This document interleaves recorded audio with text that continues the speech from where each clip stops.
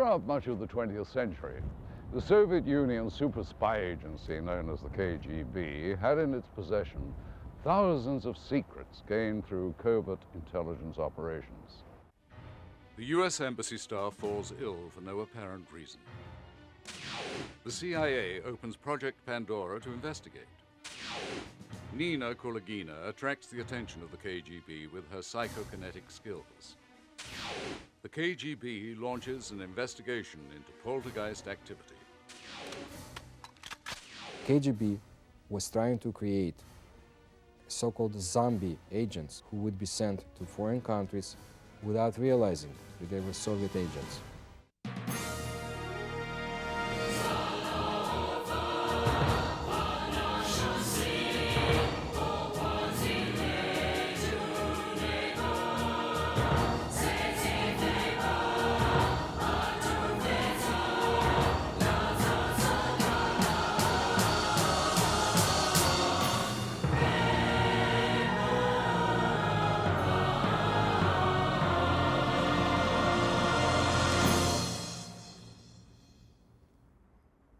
Throughout history, people have asked the question, is there more to our world than just what is perceived with our five senses? Do some persons possess a psychic ability? Do spirits exist as ghosts or in other forms? Is the paranormal fact or fantasy? Well, now, perhaps thanks to the Russians, we're much closer to answering these age-old questions. While most Western scientists scoff at the mention of psychic and paranormal phenomena, in Russia, the study of the paranormal has been taken very seriously, so seriously that it warranted the attention of what was once the most powerful intelligence agency in the world, the KGB. And now, after the demise of the Soviet Union, much of this super-secret information is coming to light, including some astounding revelations known only to the KGB. I'm Roger Moore. Join us as we explore the secret KGB paranormal files.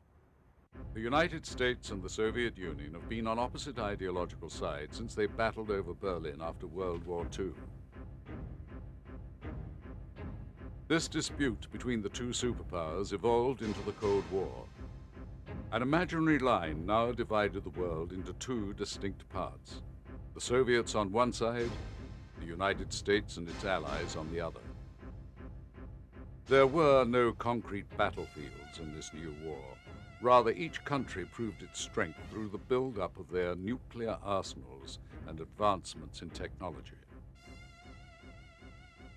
With the arms race in high gear, secret information became a valuable currency in which to trade, and espionage seemed to be the modus operandi.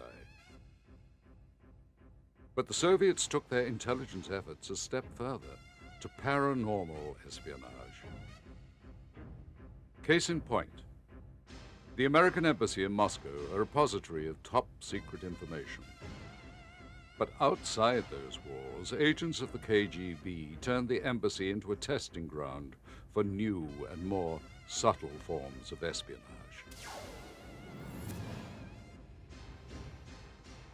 In 1962, a series of strange and unexplained illnesses plagued the embassy staff.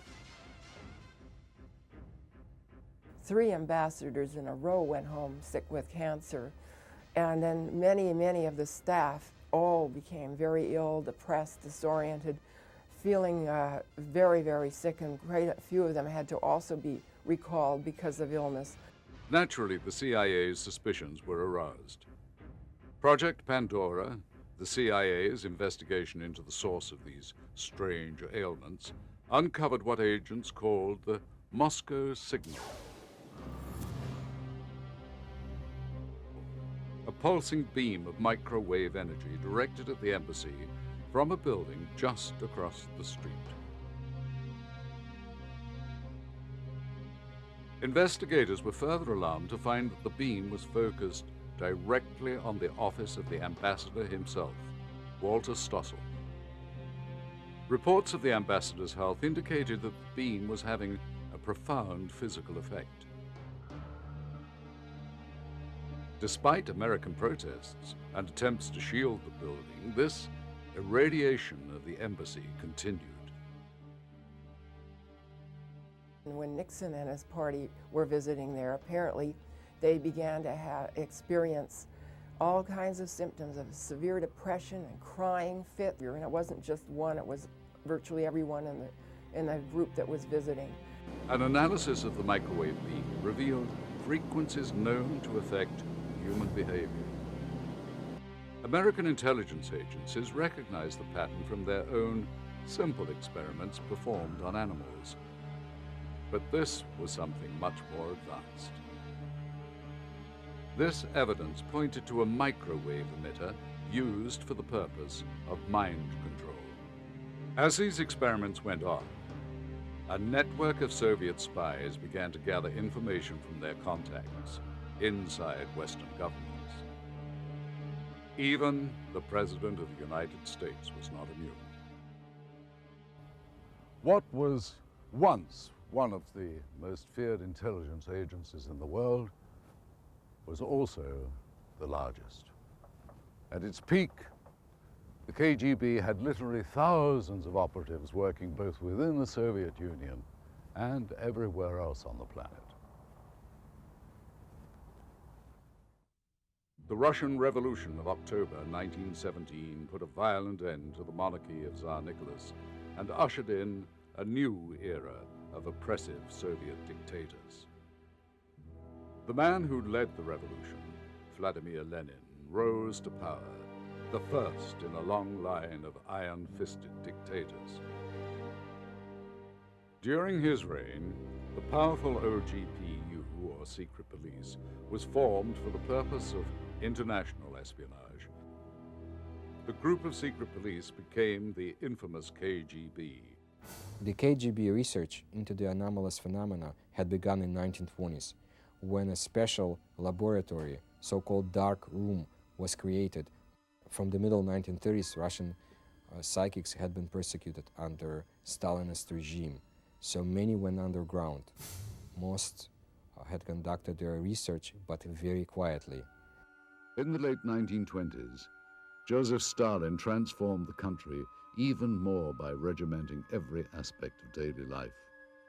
It goes back to such scientists as Bekhterev and his research, and continues through the Gleb Boki control of the KGB Paranormal research right into the Beria's lab.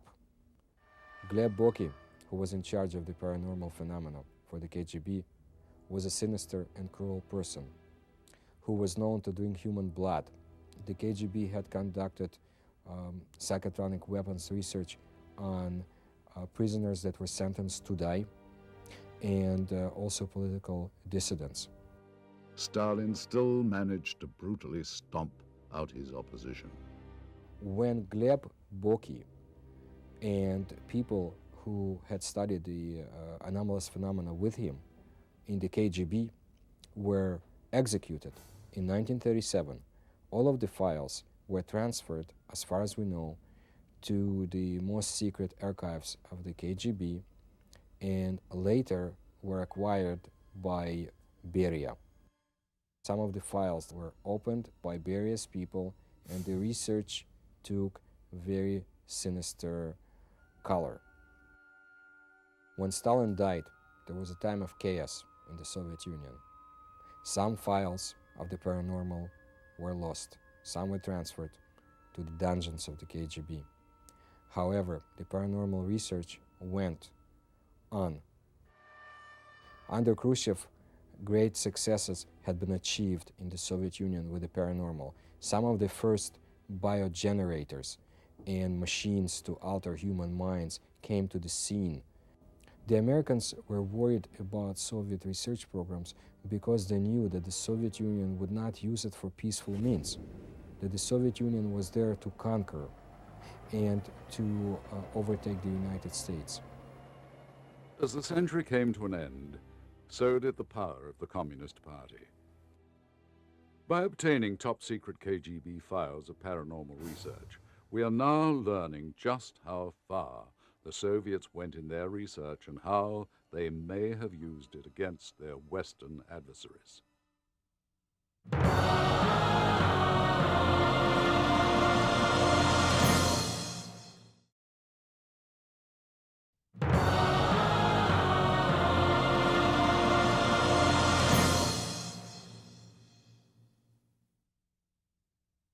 The microwave bombardment of the U.S. Embassy in Moscow was just one example of the KGB's employment of paranormal tools. But interest in this field dates much further back to an unlikely source. The man who banned the practice of the paranormal and persecuted those who practiced any form of psychic manipulation, Joseph Stalin. In uncovered KGB files, the first name to appear was that of Wolf Messing. Wolf Messing was a fabulous character. He started out in Germany. He then became known as probably the most famous psychic in Europe in the 20s, the 30s. There are a couple famous tests, and one kind of delicious one was he was tested by Einstein and Freud. In an historic meeting, Messing was invited to demonstrate his mental abilities. And as the story goes, they were in Einstein's apartment, and he said, "Okay, Dr. Freud, send me a telepathic message of what you want me to do." And he thought for a minute, and then he went into the bathroom, opened the cupboard, took out some tweezers, went back into the living room and said to Einstein, "Oh, excuse me, Herr Professor," and plucked a hair out of his mustache. And Freud said that was exactly what he had asked him to do.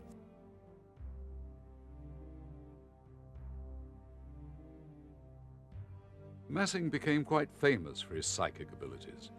He even went as far as to predict the outbreak of war between the Soviets and the Germans, despite Stalin's infamous non-aggression treaty with the Nazis.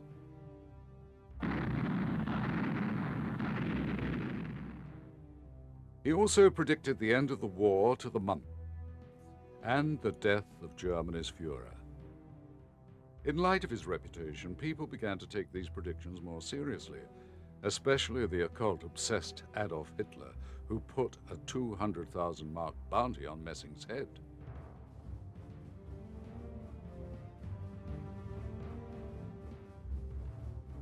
The world-renowned psychic was forced to flee to Russia, where Joseph Stalin himself became interested in the possible military applications of Messing's abilities. But first, Stalin wanted to test Messing for himself. One night when Messing was performing in a little border town, they came and took him to see someone. It turned out to be Stalin, and Stalin gave him two tasks to do. One was to rob a bank by psychic means. Of course, Messing had no account at the bank. His challenge was to withdraw the money using only his psychic powers of influence over the teller's mind.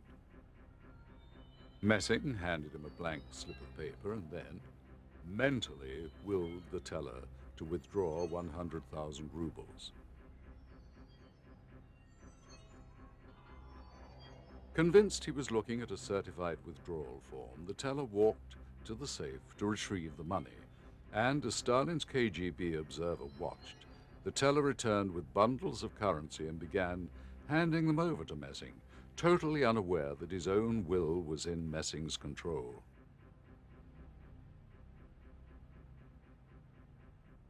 When the money was safely inside, Messing thanked the teller, shut the case, and calmly walked out of the bank.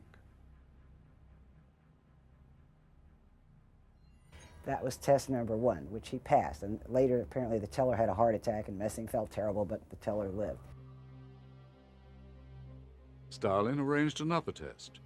Messing was to slip past the highly trained soldiers surrounding Stalin's private dacha and drop in on the Soviet leader unannounced.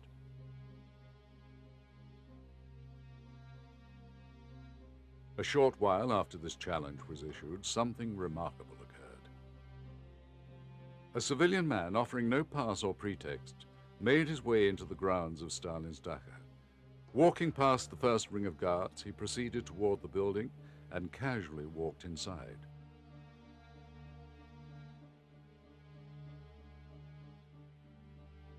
The guards did not challenge him. In fact, they stood at a respectful distance as he passed. As he made his way through the Dacha's corridors, the staff offered no resistance.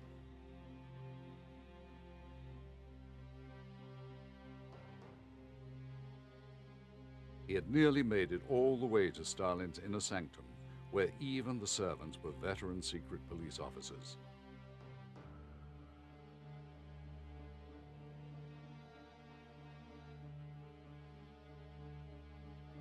Stalin looked up to find the man standing in front of him, Wolf Messing.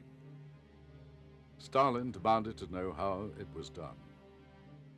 Messing explained that he projected a single thought into the minds of Stalin's guards and staff. I am Beria, the notorious head of the secret police, who none of the guards would ever attempt to stop. He had passed Stalin's test. Stalin was very much interested in Wolf Messing's abilities to harness him as a way to control, to find out how he controlled more people, and perhaps to use Wolf Messing to find out what Stalin's henchmen were really thinking or plotting against him. Did Wolf Messing go on to serve Joseph Stalin as a psychic spy? Stalin tested Wolf Messing through many ways. You need to understand, most of this information is still classified and locked away in Soviet archives. What we know for certain is that in 1967, Wolf Messing arranged to publish a full account of his life's work. But following an announcement of its publication, the manuscript was quietly buried.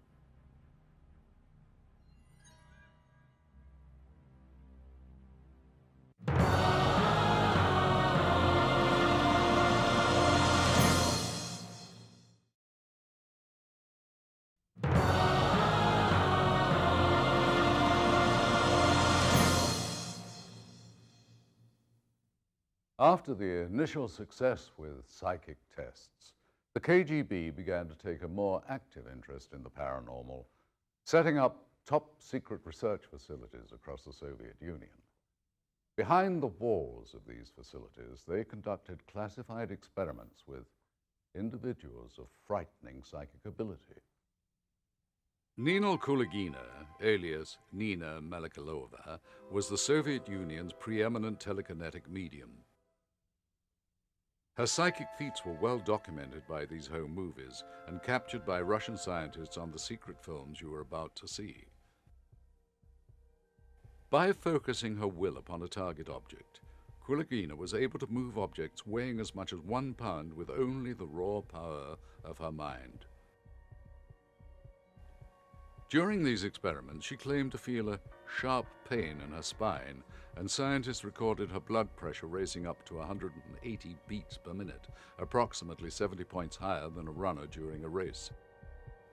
Startled scientists suggested that in Kulagina's case, the electromagnetic energy normally emitted from the living tissue was greatly amplified.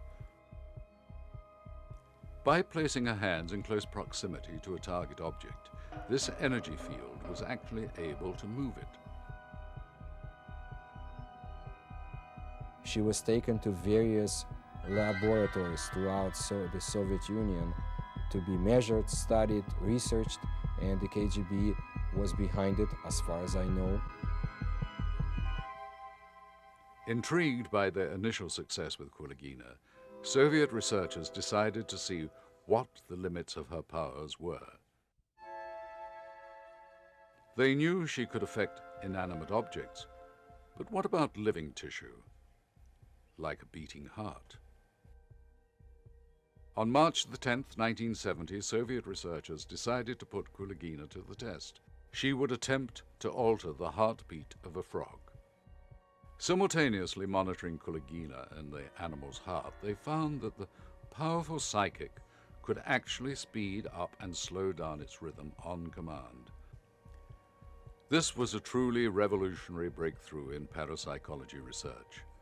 The discovery that telekinetic power could be used to affect the bioelectrical impulses of living tissue.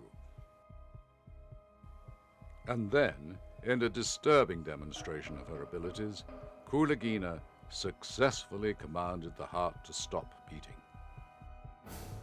An impressive feat that no doubt drew the interest of agents in the KGB. Could such a power be used against human beings? If so, could it be trained as deadly instruments of the KGB?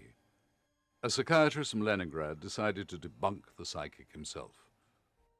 Under the supervision of Soviet researchers, the man's heart was linked to a heart monitor, and he was placed before Kulagina. As she concentrated on his heart, the man's steady rhythm began to change radically. Willing it to slow down, Kulagina forced the man's heart to a point approaching cardiac arrest. The researchers had to intervene to save his life. Ironically, it was a heart attack brought on by continuous mental strain that forced her into retirement. But the Soviets soon found her successor, an heir worthy of Kulagina's psychic crown.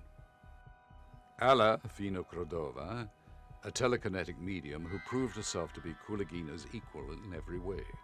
With Kulagina's retirement, Vinogradova became the focus of the KGB's interest in telekinesis. In these films, smuggled out of the Soviet Union by Western researchers, Vinogradova demonstrated her remarkable telekinetic ability. With a wave of her hand, the target object is compelled to move, guided by an invisible force.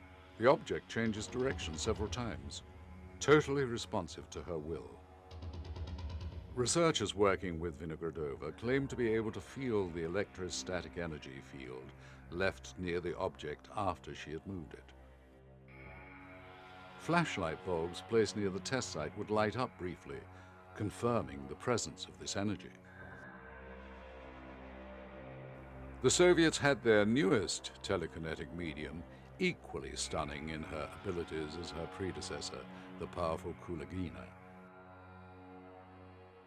The KGB was interested in so-called telekinetic hits, actual destruction of enemies through the use of telekinesis, objects within their bodies, enemies' bodies.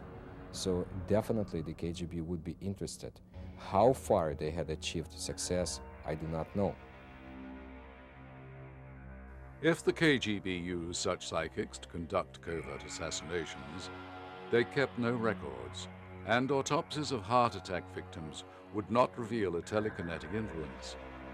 But the prospect of such undetectable psychic warfare does give one pause to think.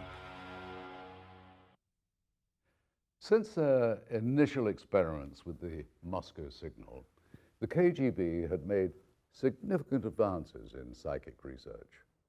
Where before they were totally dependent on microwave technology, their agents could now rely on a new hybrid form of mental manipulation, psychic mind control.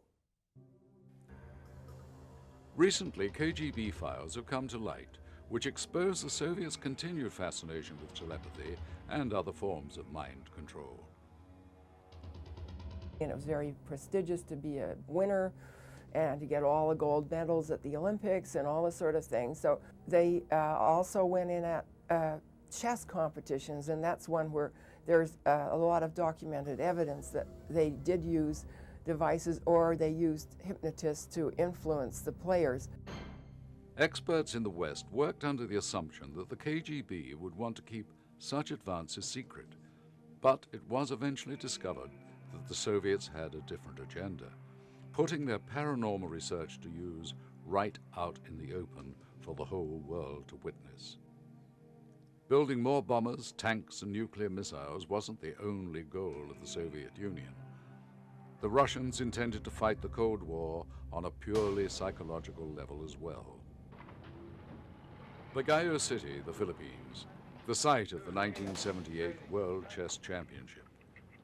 27-year-old Anatoly Karpov, the title holder at the time, was pitted against internationally renowned Viktor Korchnoi. Korchnoi, the former Soviet chess champion, had defected to the West in 1976, leaving behind his wife and son. Korchnoi made no secret of the fact that he was planning to use the chess match, which had attracted the attention of the international media, as a public platform to call on the Russians to release his family. One could only imagine how embarrassing this scenario would be for the Soviets if Karpov, Russia's golden boy, was defeated at their national pastime by a former citizen, a defector no less. Normally, the KGB would eliminate Korchnoi before he posed a problem. In other words, he would simply disappear or die under mysterious circumstances, standard operating procedure for the Soviet intelligence network. The KGB had an assassination program, but it covered only individuals who were sentenced to death either in absentia or otherwise. Political dissidents, enemies of the Soviet system, former Soviet citizens, they were targeted for assassination. But there was too much attention on Korchnoi. The KGB would have to resort to other methods to ensure Karpov's victory. There was a team of KGB specialists in the Philippines. They especially were assigned to that chess championship, just to influence Mr. Korchnoi. And to destroy his ability to win, of course. That was the major goal.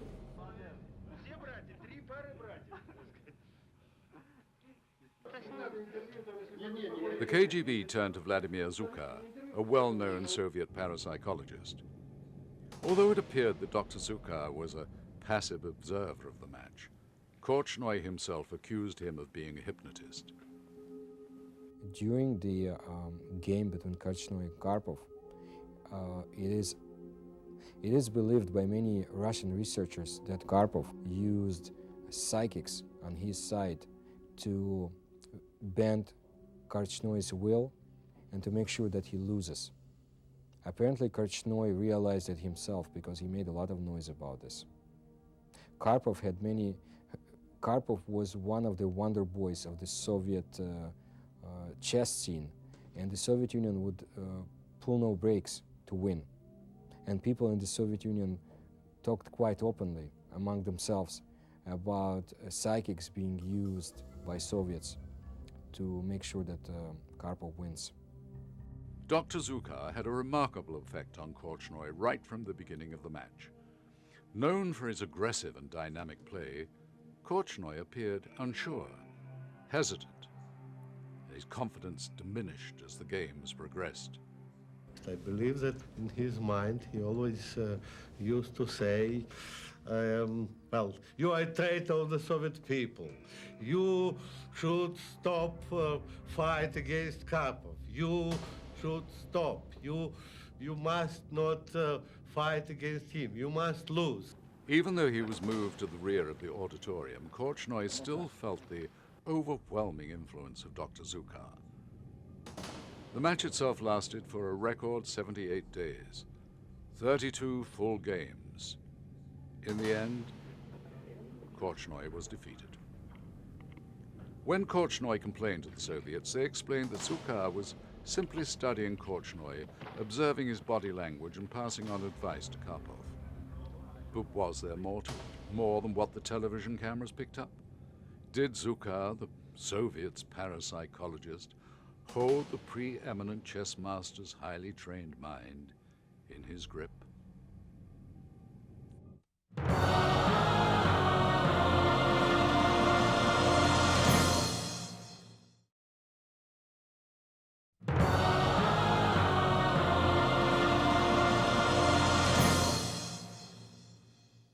Seeking a way to break what had become a global stalemate, the Soviet Union was now looking for any advantage, no matter how small, no matter how exotic, to attain superiority over the United States. Russian scientists believed that unlocking the secrets of the paranormal would provide them with the key that would tilt the scales in their favor. 1963 was a crucial year in the history of Soviet parapsychology and paranormal phenomena.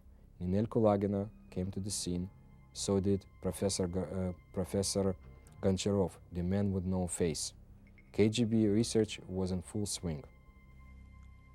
The KGB was continuing to experiment with microwave radiation far beyond using it against the US Embassy in Moscow, as we've already seen.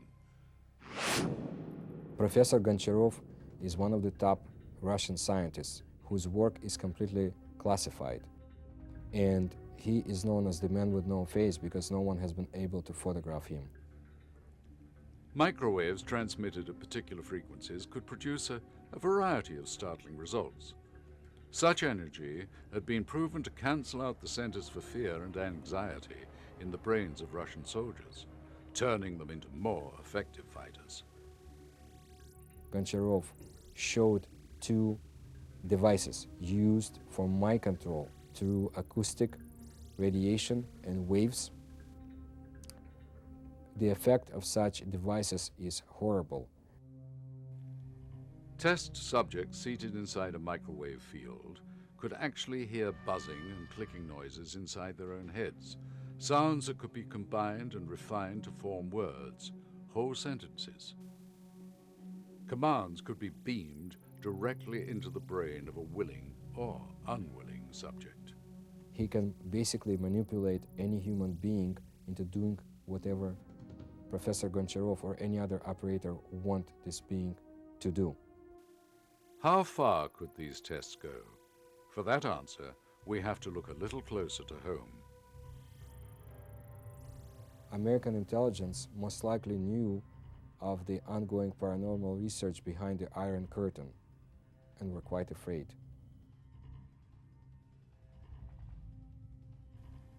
CIA scientists combined subliminal programming and mind-altering drugs, LSD, heroin, and sodium pentothal, to prove a fundamental theory.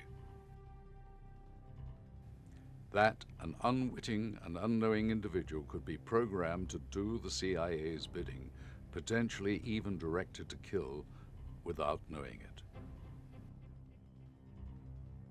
But the Soviets had the advantage, merging the use of hypnosis with their microwave projection technology. The Manchurian Candidate, the story of an American soldier brainwashed by the Russians, programmed to perform one assignment: assassinate the President of the United States. At the time, such a scenario seemed far-fetched. But what we have uncovered in the KGB files sheds new light on our own past.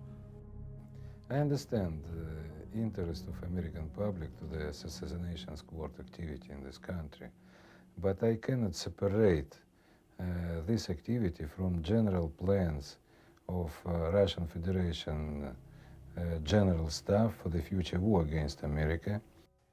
May the 13th, 1981, Vatican City.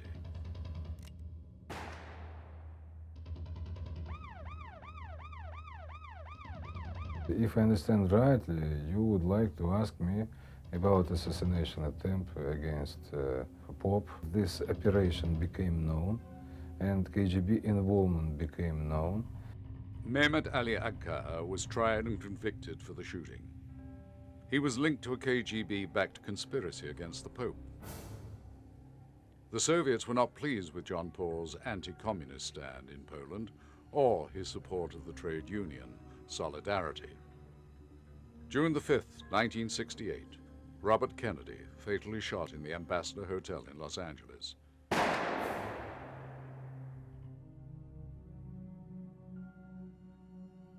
Siran to this day has no memory of the shooting. His journal entries read like automatic writing, what someone would write if in a trance. The KGB was trying to create so-called zombie agents through zombification process. They also were interested in telepathy, to find out how they could trigger their agents who would be sent to foreign countries without realizing that they were Soviet agents. Some of Siran's supporters believed that he was the victim of mind control, conditioned, directed by person or persons unknown. It's quite possible that the zombie agents sent in to foreign countries by the Soviet Union were used through the telepathic launching of their mission. All we need to do is look to the history of recent events. The similarities to the Manchurian Candidate are far too chilling and more prophetic than a work of fiction. The KGB viewed Kennedy as a tough and very formidable enemy because we knew we could not manipulate him the way we could others. Soviet leaders were afraid of him. America again is feared, America is despised, America is distrusted. Dallas, 1963.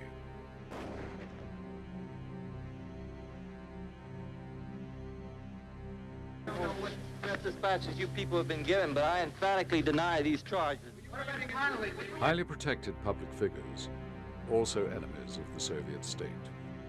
A lone man in a crowd, an assassin with a gun, no chance to escape.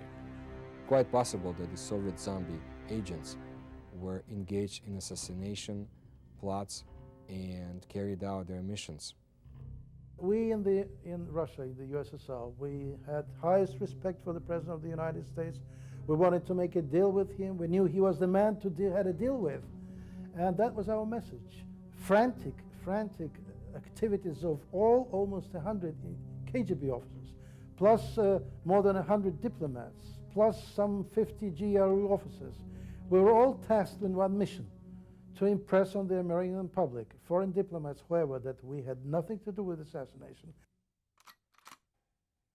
It's too easy for us to excuse these events away, attribute them to the actions of a single lone maniac. That's easy for us to accept and dismiss. Could Lee Harvey Oswald have been the subject of such mind control experiments? It does not seem that far-fetched, considering what we now know about Soviet psychotronic and microwave projection research.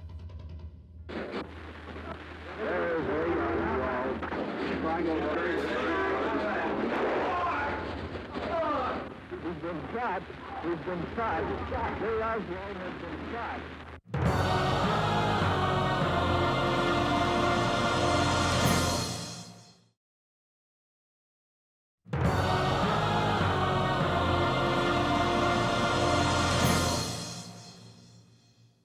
As the KGB's interest in paranormal experiments grew, the West lagged further and further behind. In fact, at the time of the early Kulagina experiments, the United States had not yet deemed psychic powers worthy of research. Perhaps the Soviets were predisposed to the potential of psychic powers because their history was steeped in accounts of the paranormal. The Russian people have long believed in the existence of paranormal phenomena. Even before the formation of the Soviet Union, the land was rife with tales of the supernatural. One of the most famous figures to emerge out of Russia's psychic past was Tsar Nicholas's advisor, Grigory Rasputin, the Mad Monk. His insight proved so accurate that the Tsar brought him into the royal court as his closest advisor. When the Tsar's sickly son Alexei did not respond to medicines of the time, Rasputin treated him with his own psychic powers. After only a short time, the boy began to respond to the monk's radical treatments, dumbfounding doctors and the royal family. Rasputin had found his place at the head of the Russian state. His influence was so strong that the Russian people feared he was using his abilities to control the Tsar's will and seize the reins of power, but not as others had done by force, rather by controlling the Tsar's mind through his own psychic will. But before that could happen, several high-ranking military officers conspired to break Rasputin's spell by having him assassinated. Rasputin exercised great control over the Tsar's family, and naturally people were afraid of him.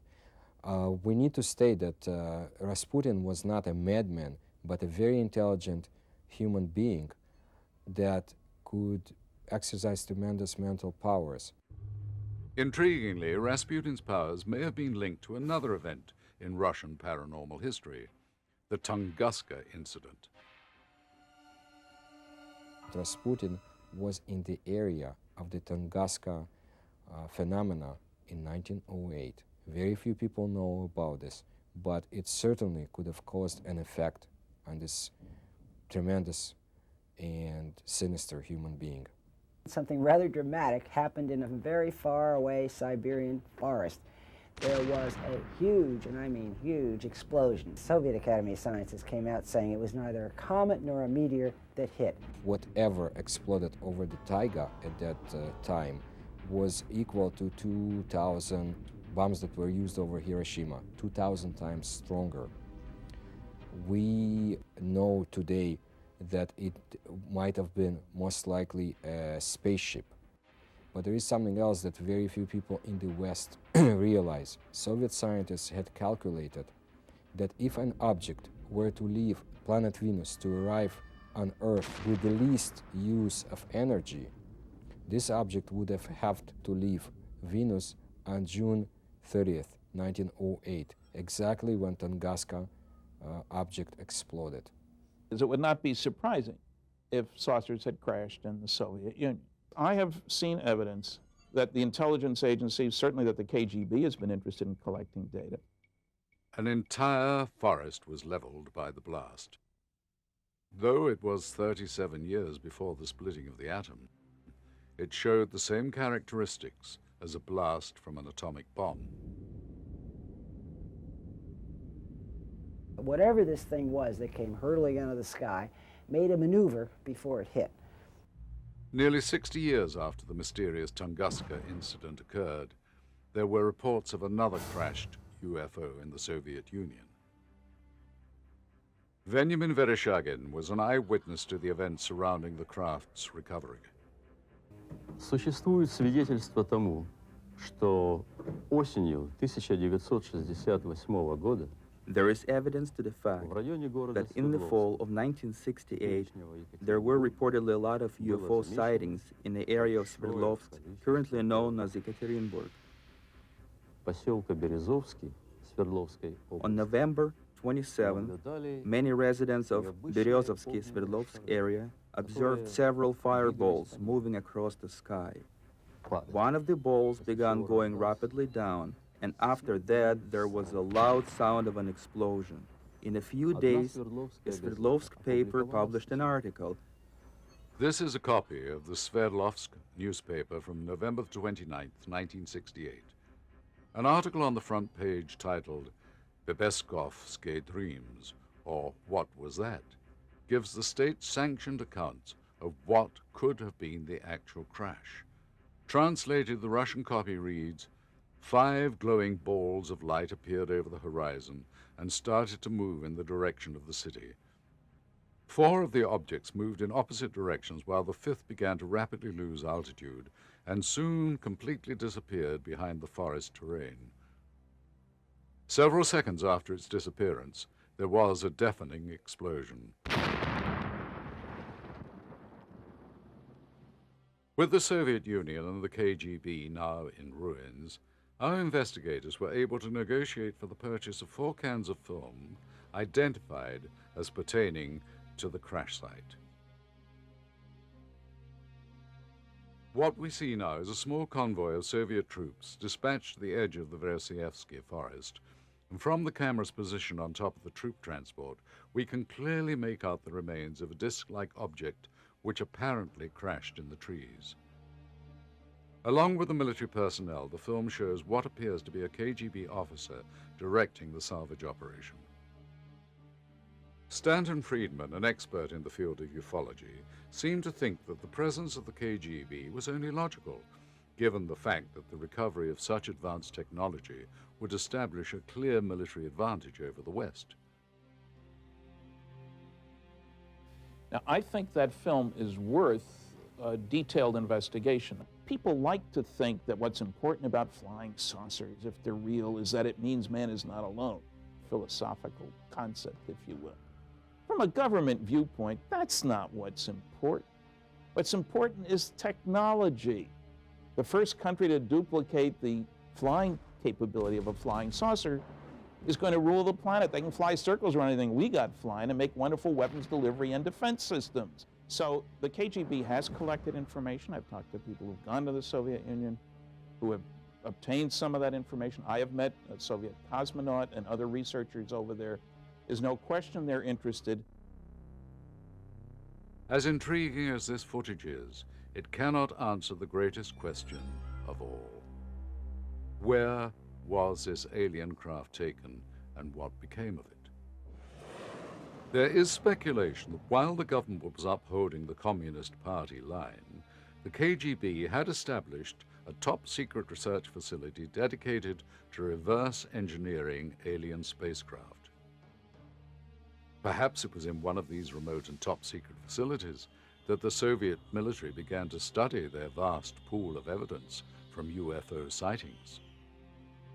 If so, then it is fair to assume that the Soviets were able to unravel some of the mysteries of these complex alien technologies and apply them to the construction of advanced military weaponry.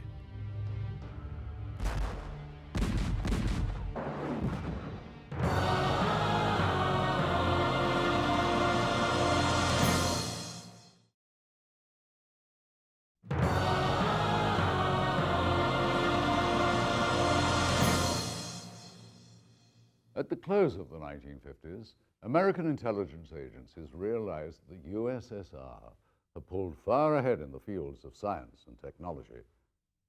Desperate to close the gap, the United States redoubled its efforts in national defense, space exploration, and parapsychology research. With Joseph Stalin's death in 1953, the West inherited a new arch-nemesis in the Soviet Union, Nikita Khrushchev, the bellicose Russian premier who slammed the table at the UN and declared that he would bury the United States. After the unnerving discovery of a Soviet missile base in communist Cuba, the two great superpowers edged dangerously close to the brink of war.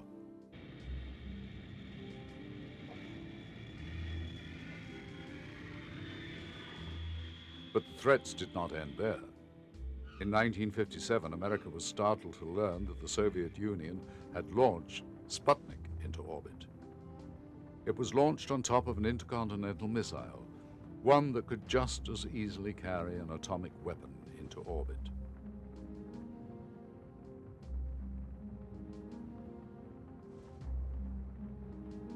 But the space race opened a whole new field of experimentation with psychic phenomena. Recently uncovered reports indicate that cosmonauts were trained as psychic senders, able to transmit coded signals back to Earth with their minds. After the Soviets announced that they'd put a man into space, NASA initiated the Mercury and Gemini programs. But it wasn't until the Apollo mission that NASA delved into telepathic communications. NASA's most ambitious experiment involved astronaut Edgar Mitchell. His mission was to send telepathic transmissions from the moon to psychic receivers on Earth.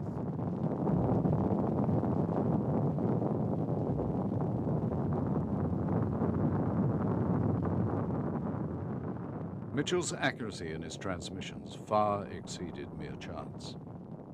But space was not the only arena in which the two superpowers vied for dominance. When the KGB learned of a secret psychic test done aboard the American nuclear submarine Nautilus, they too were given cause for alarm. The Nautilus was the same submarine that had recently made an historic crossing under the polar ice cap, demonstrating a nuclear submarine's ability to move within striking range of the Soviet Union virtually undetected. Only one complication remained. The radioed launch command would alert the Soviets of an imminent launch. New reports of psychic tests aboard the Nautilus threatened to make radio communications unnecessary. The Americans had found telepaths capable of receiving messages deep beneath the ocean surface. For the Soviets, it was a nightmare scenario.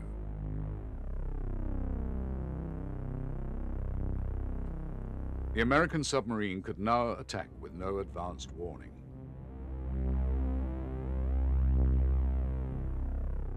Desperate, the KGB turned to their own long-distance telepathic master, Karl Nikolaev. In experiments such as this, Nikolaev, stationed in Moscow, was able to receive telepathic messages from his partner, Yuri Kamensky, located some 1,500 miles away. Kamensky concentrated on the objects. It was up to Nikolaev to correctly identify these objects, using only his telepathic powers.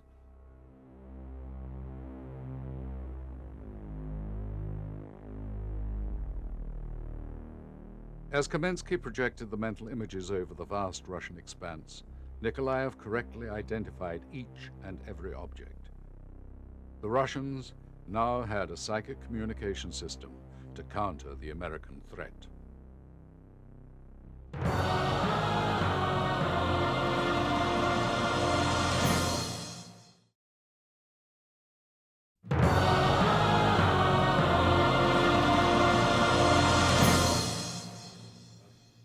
After Soviet and American intelligence agencies learned the value of silent, long-range telepathy, work began on a sort of reversal of this process, a potent form of espionage known as remote viewing. Remote viewing is the alleged ability to perceive places that are remote and out of the reach of senses. This is how the Soviets described it. Housed deep in the Department of Bioinformation of the Popov Institute, Soviet scientists continued their cutting-edge research into psychic phenomena. The KGB began a search across the entire Soviet Union, scouring universities and military recruits for the best, brightest, and most powerful psychics known to man. The best of these psychics were channeled into a research group under the direction of the Soviet military, Special Department Number 8, a top-secret group dedicated to military applications of psychic power. During tests of their abilities, the Soviet High Command was astonished to learn that they could see into sensitive government facilities and anticipate troop movements from behind laboratory walls. Scientists theorized that the phenomenon was the result of extremely low frequency waves received in the brain, corresponding with the brain's own alpha wave frequency of 10 Hertz. Einstein's particle wave theory suggested that subtle traces of information could be transferred to the brain on minute particles within these waves. However, the Soviets learned that they were not the only ones researching this new kind of telepathy. It wasn't long before the KGB came across an obscure publication by a research group attached to Stanford University claiming to have achieved similar results. After seeing this, the KGB knew that the Americans had discovered remote viewing. The KGB was very much interested in the American development in the area of remote viewing because the KGB wanted to overtake Americans. The KGB's reports identified Hal Puthoff and Russell Targ as the leading researchers at the Stanford Research Institute, or SRI. CIA documents captured by the KGB indicate that although impressive, Puthoff and Targ's work was met with skepticism from within the American intelligence community. But an event in May 1978 changed all of that. The CIA learned that a top-secret Soviet Tupolev 22 surveillance craft had crashed on a reconnaissance mission over Zaire. Naturally, the CIA was anxious to recover the craft for study. They employed sophisticated satellites to scour the jungle, but the dense canopy made such tracking impossible. Desperate to beat the Soviets to the crash site, they called in SRI's remote viewers. Sitting in a darkened room in California, Puthoff's psychic went to work. He was given only a description of the aircraft and the fact that it was lost over Africa. Slipping into a trance, he began to receive images. A jungle canopy, a river, and finally a large submerged object. An aircraft with its tail section protruding above the water. Further viewing sessions revealed distinct turns in the river and topographic features that could be matched to detailed maps. Within days, field agents made their way to the crash site and located the craft. Surprised by the speed of the recovery, President Carter asked how the CIA had done it. He was astonished by the answer. The Soviet government was understandably alarmed by the loss of their top-secret aircraft and desperate to learn more about the remote viewing capability of their American counterparts. SRI is Stanford Research Institute, and it was at the time about the second major think tank in the whole of the U.S. And at that institute, they began the research into the Stargate program. Operation Stargate was the Americans' response to the discovery that the Russians and the Chinese were all using psychics to do espionage. All they had to tell them was the coordinates of where the place was. They could then go in and look there, examine any files in the drawers and read the letters on the tables and get absolutely reconnaissance level information. The United States government began funding secret projects like Operation Grill Flight and Stargate to penetrate and gather intelligence on Soviet military installations and weapons plants. One of their psychics, codenamed 518, was tasked by the National Security Council to remote view a Soviet facility in the Arctic port of Severodvinsk. Spy satellites had detected heavy construction around a particular building, but could not determine what was happening inside. 518 sank into his trance and began to search the building. He saw flashes of light from arc welders and a giant double hull under construction, a submarine. The viewer described a long, flat aft deck with missile tubes below, a tall rudder at the tail, and a new propulsion system. The craft was larger than any known submarine in the world. The NSC confirmed this report when several months later, the first Soviet Typhoon-class submarine was launched into the White Sea. When President Carter found himself mired in the Iran hostage crisis, he turned again to the remote viewers. Working around the clock, they were able to penetrate the American embassy in Iran and follow the prisoners' movements as well as their captors, even reporting the mental states of the hostages. A commando raid was organized, but the rescue craft suffered mechanical failures and the operation was aborted. But the remote viewers continued to monitor the hostages until their release. Later, President Reagan would use the same technique to keep track of General Muammar Gaddafi and his army during the war with Libya.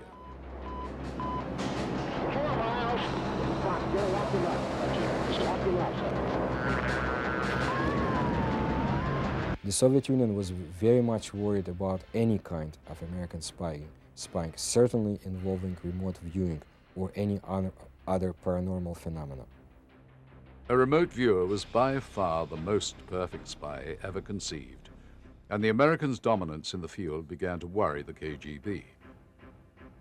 And the best of these remote viewers was Pat Price.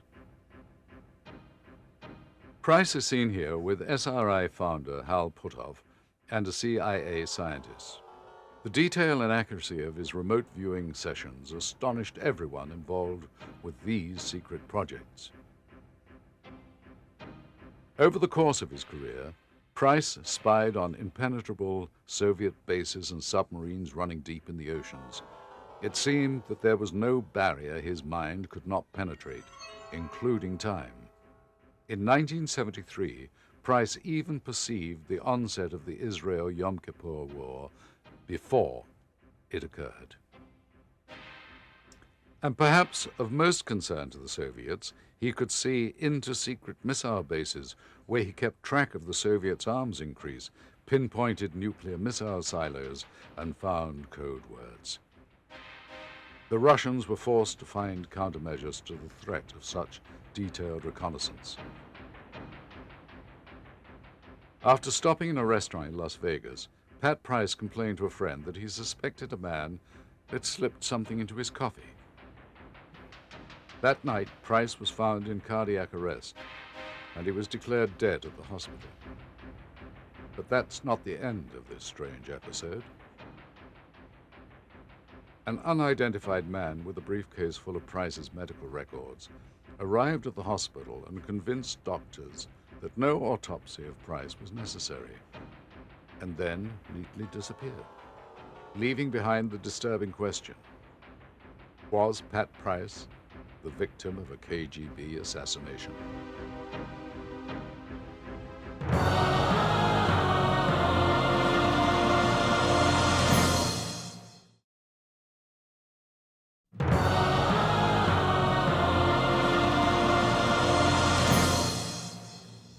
Now that the KGB had culled decades of rigorous research with the world's leading psychics, they turned their attention towards harnessing this raw PSI energy for military applications. The Vietnam War highlighted the West's concern that communism would continue to spread unchecked across all of Asia. While the Soviets knew they could not become directly involved in an armed conflict, the war added new urgency to the search for military-grade psychics. The Soviets began tests designed to aid the Viet Cong in defeating the American forces. One such test was aimed at guiding VC soldiers through fields of anti-personnel landmines. It was an ideal task for the Soviets' remote viewers. The footage you are about to see has never been viewed before. It is a top-secret Russian operation codenamed G-Hunt, a controlled study probing the abilities of psychics to detect the presence of landmines. The film is believed to have been shot in the Soviet Union in early May 1973. The KGB officers and soldiers wait at the edge of the minefield while this unknown psychic focuses on a map of the field, not with his eyes, but with his fingers. Keying in on the negative psi energy that live mines emit, the psychic relays to the ranking KGB officer that he is ready to begin. The soldier takes his place at the edge of the field. It is a nerve-wracking process as real mines dot the field and every step counts. The first order is given and the soldier makes his way into the field. The radio operator receives a command from the psychic. To switch directions, the soldier adjusts and slowly creeps forward. As the soldier continues, the psychic zeroes in on the hot zones, navigating him safely through the field.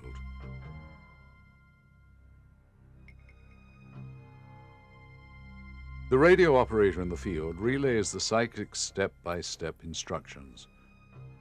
The psychic suddenly senses a mine ahead and has the soldier stop quickly. He directs him to step around the mine, narrowly averting a disaster. Here we can clearly see the partially buried mine.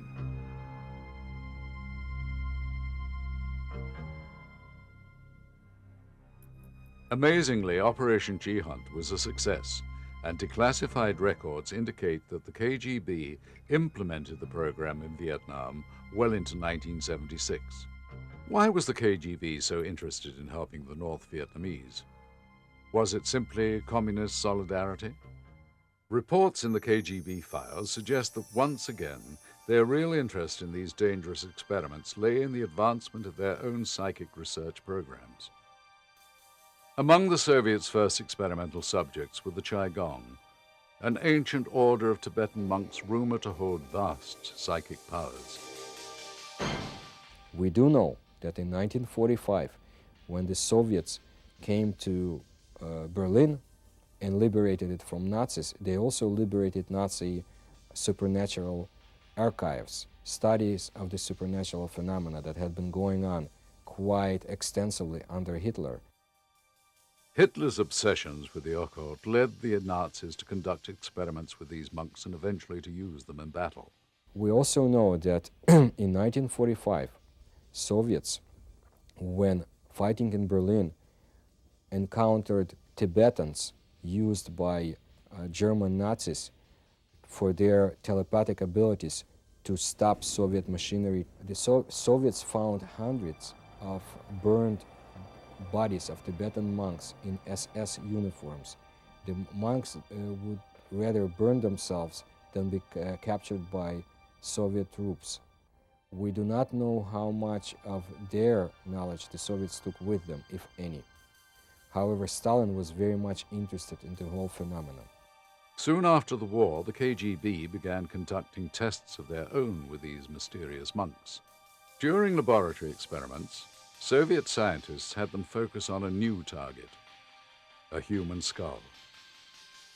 After only a few minutes under the intense concentration of the monks, the skull cracked. Whether or not this power was used by the Soviets to turn the tide of the war is unknown. However, this was not the only psychic weapon developed in the Soviet labs.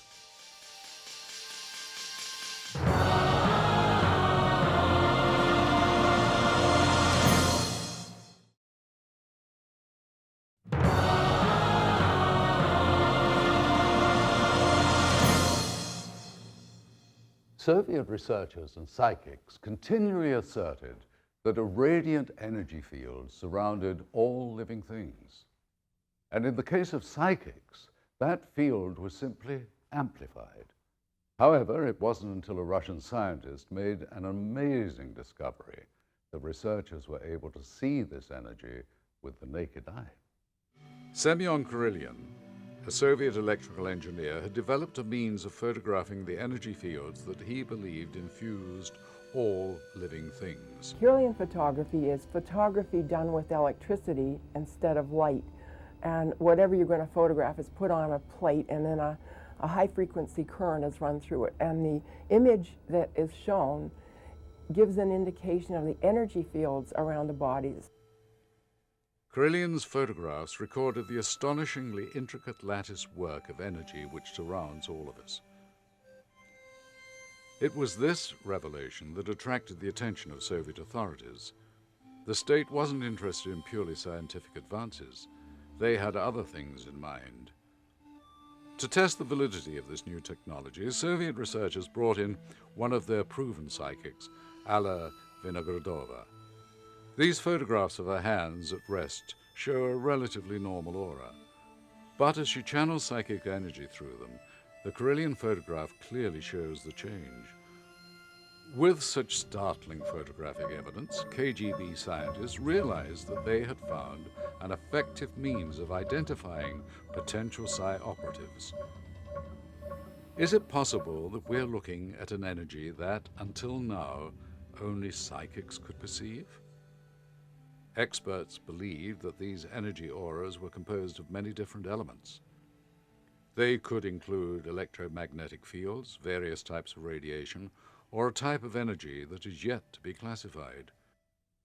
One of the most fascinating experiments that they did, starting to work first on trying to diagnose whether wheat crops had been contaminated or infected and so forth, and they discovered that disease shows up ahead in an energy field around a living thing long before it can ever be detected by any physical means in the actual leaf or wheat or whatever itself. Soviet scientists soon learned that humans also showed such energy signatures. If a person starts to get sick, the illness shows well in advance. An unexpected result of these experiments was the discovery that this bioenergy could be manipulated by psychics, used to heal the human body. The Soviets had a great, vast, and ongoing interest in psychic healing, and one of the reasons, one of the more benign reasons to study PK is for healing, and that's true anywhere, and certainly was true in the Soviet Union. According to Russian healer Alexei Kriratov, a person's biofield changed depending on the physical state of the body. As his hands passed along the patient's body, he could tell at once which organs were diseased. Patients claimed to feel great heat coming from his hands, as if a field of energy were radiating from his fingers. It wasn't long before the KGB found a use for such abilities.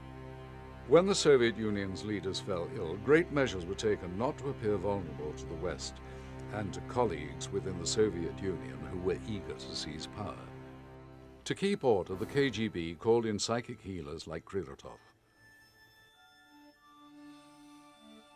Ailing Russian leaders like Leonid Brezhnev secretly employed such psychics to maintain their grip on power.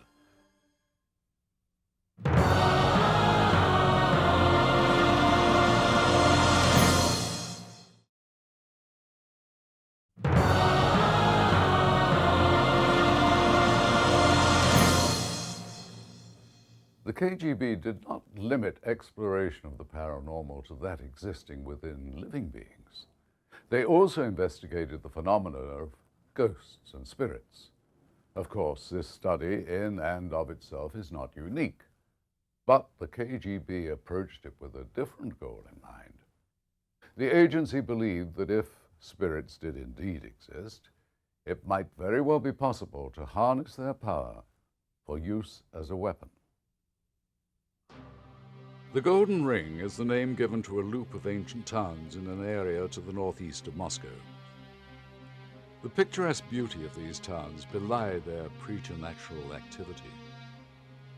The KGB's interest in this particular village grew as more and more reports filtered back to Moscow about poltergeist activity.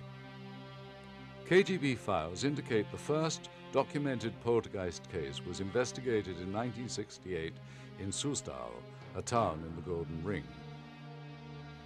The Leitmanov family reported nightly visits by a spirit after work had been completed on the chimney of their dacha.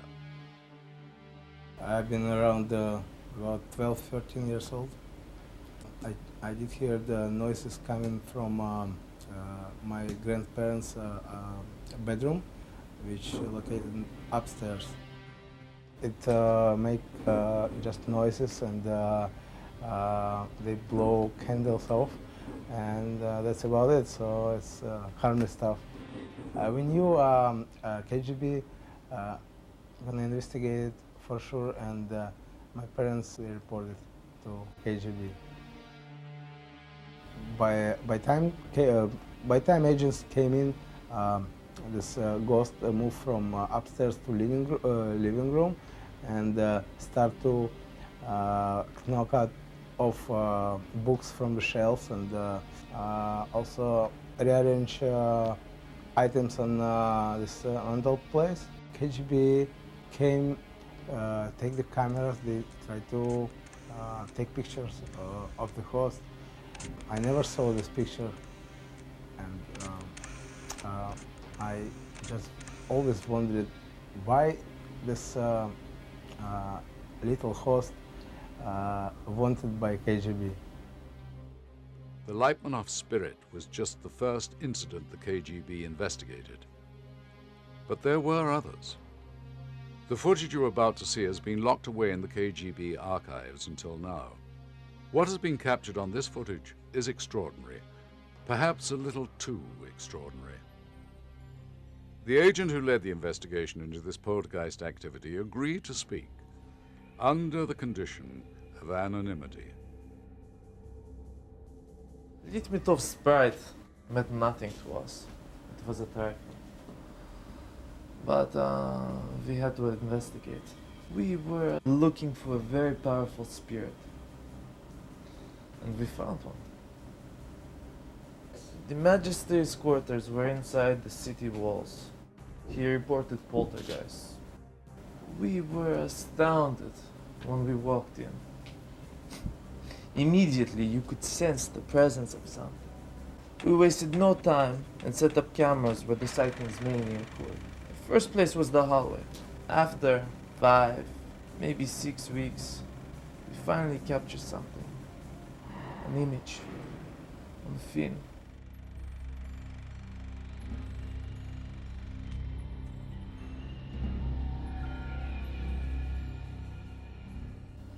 I stayed all those weeks in the guest room. Every night I was awakened by a strange rapping from the desk. Each time I turned on the light, the sounds would stop. So we set up another camera in this room. It took a few weeks, but the results were quite remarkable, as you can see.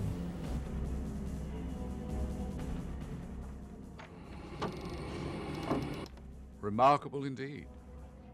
But what did the KGB want with ghosts? The magistrate's poltergeist derived all its energy from inanimate objects. The writing destined to be somehow concentrate with this energy spirit. So we postulated that if we could capture that energy, we could use it with psychotronic devices for espionage. After all, Nobody believes in ghosts. But first we had to train the poltergeist. This was extremely difficult. Each night, I'd place the watch inside the writing desk and ask the spirit to move it to a little table in another part of the room. The experiment went on for months, with very little progress. Sometimes the watch was still in the desk in the morning, sometimes in my pillow. This was very, very frustrating. But finally we captured something very special. According to this footage, the poltergeist accomplished the task it was asked to perform. But how reliable is this footage and the story this former agent tells? Did the KGB want to use the energy from poltergeist for espionage, or was it some elaborate hoax? In any event, the KGB deemed poltergeist too unreliable and unstable and stopped any further research. Throughout the Cold War, misleading information was manufactured by both sides. But now the Iron Curtain no longer exists. This propaganda can be seen in its proper perspective.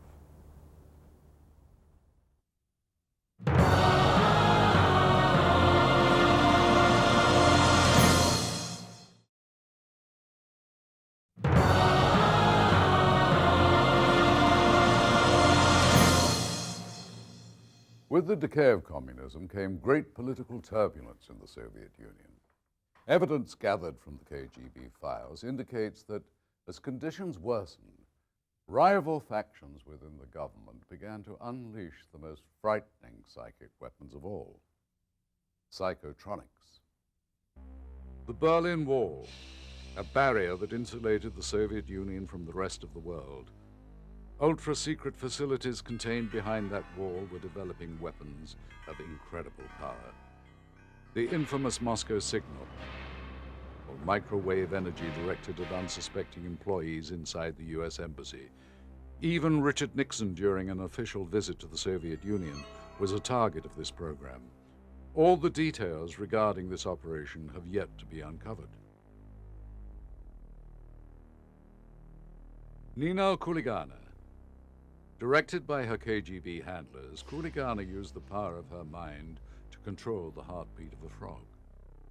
And the KGB in turn found ways to turn such power against unsuspecting human targets.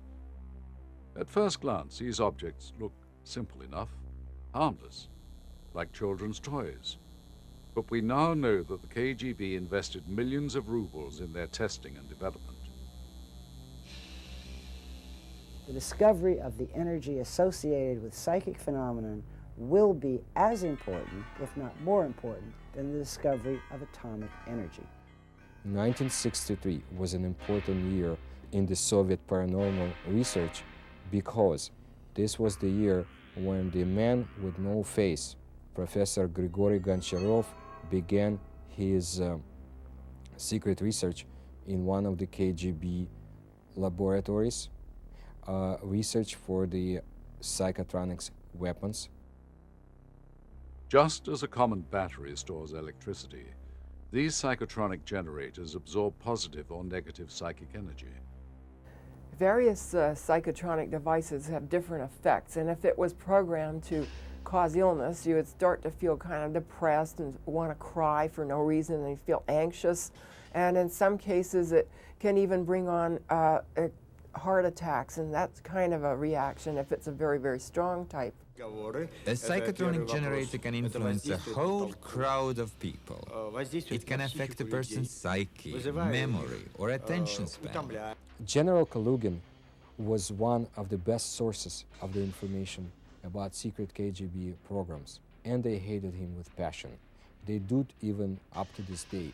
They try to smear his name. And when I say they, I mean former KGB officers. General Kalugin has done much for the Russian democracy, and because of him, people in the West found out about secret paranormal programs of the KGB to an extent that they never had before. Obviously, the Soviet security services could not stay indifferent to those efforts to produce a new, deadly or whatever mysterious weapon. So they tried to explore the mysteries of human power of other people and simulate a generator of the same nature, which produced a similar effect. But as far as I know, the military did produce something of that nature, and according to my knowledge, it was very successful. Declassified KGB documents indicate the construction and testing of larger, more powerful psychotronic generators. The KGB and the Soviet government were very much interested in telepathy because it would allow them control over population. Professor Goncharov, the man with no face, revealed back in 1996. Then 10 years before, in 1986, the Soviets were ready to launch a satellite. Within 5 years, a satellite would have on board a psychotronic weapon that would be able to emanate radiation to control a population in the area of 20,000 square kilometers. The US government was afraid of Sputnik, not only because the Russians beat them to the space race, but because of ways how the Soviets would use such a satellite. And Americans could easily see Soviets taking such weapons into orbit. But the smallest psychotronic devices, the simplest ones, posed the greatest threat.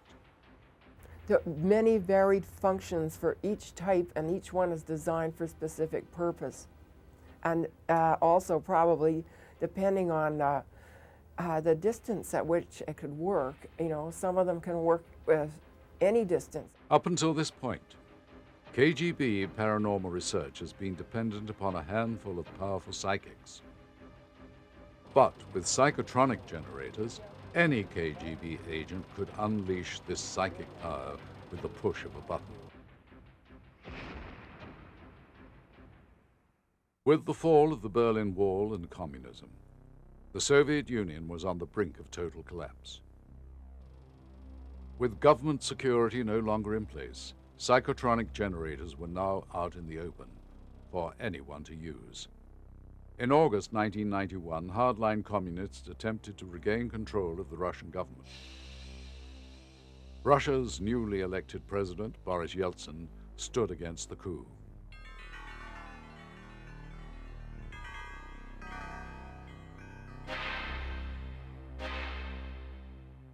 I had a very funny request from a guy who is in charge of a military lab in the Ukraine, and he told me, this guy, that there would be an attempt on Yeltsin's life using a special generator which could damage Mr. Yeltsin's health and probably kill him. There are strong rumors that Yeltsin himself was attacked by psychics and psychotronic weapons. Their goal? Trigger a heart attack, possibly even to murder Yeltsin and bring the growing democratic revolution that he inspired to a halt. Psychic healers like Alexei Kriratov came to Yeltsin's defense, acting as bodyguards, safeguarding his health. Ultimately, the coup failed. He is a very sick man, yet he continues to carry on through his illnesses, and every time he is revived. Some people believe that Yeltsin is no longer the person he was back in 1991. Some people believe that Yeltsin is something like a zombie that is being used by people in his circle. A disturbing veil of lawlessness has settled over the former Soviet Union. Under these circumstances, former KGB agents and Soviet scientists are selling secrets on the black market. What was once secret Soviet research now goes to the highest bidder.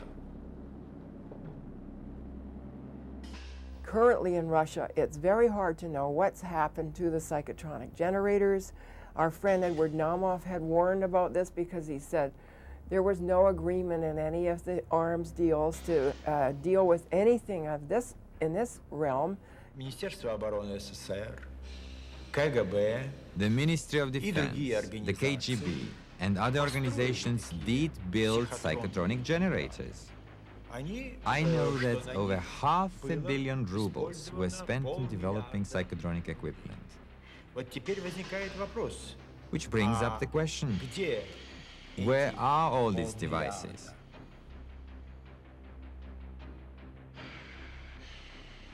You're watching Moscow police surveillance video. Undercover officers are shadowing a suspected mafia soldier. And since Russia has now got so many terrorists and criminals and the mob running things, it's hard to say. They might be being sold on black markets anywhere, for use anywhere in various regions to stir trouble or do things. It's really hard to know what's going on. From the Russian mafia to anyone with enough money, it's suspected that the mafia is working as a conduit, a pipeline to known terrorist organizations and states. With these devices leaking out of the former Soviet Union, there is no way to know what the future holds. Even though we have uncovered a great deal of the KGB's information about the paranormal, still we have probably only begun to plumb the depths of the agency's top-secret files.